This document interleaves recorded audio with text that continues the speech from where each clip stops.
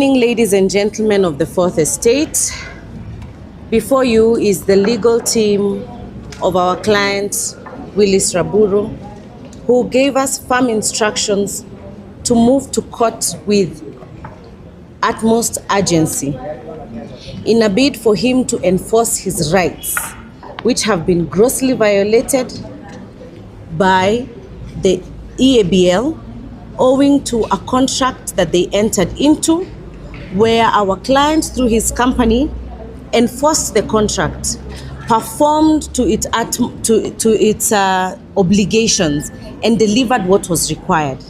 However, since 7th December 2024, our client has not been paid. There has been no communication, and it appears that the people we have sued are trying to evade liability on the basis that the contract was never signed on their part. However, what the law provides is there was the offer, there was the acceptance, and there was the performance. And consequently, consideration must then be met. Consideration in terms of money. To date, our client is being harassed by suppliers and by fellow artists who are of the opinion that he might have been paid and have refused to remit the finances. This has caused him not only financial loss, but also his reputation of his brand is at the mercy of EABL, owing to the fact that they have a stronger financial muscle over artists.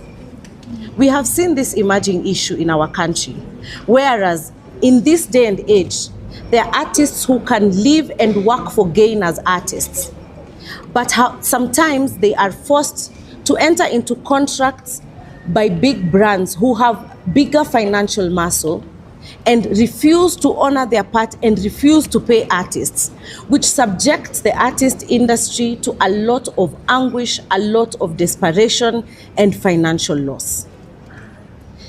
As recent as last week, we saw through, there was a report that was established that in Kenya, in this year, most Kenyans are listening to Kenyan music.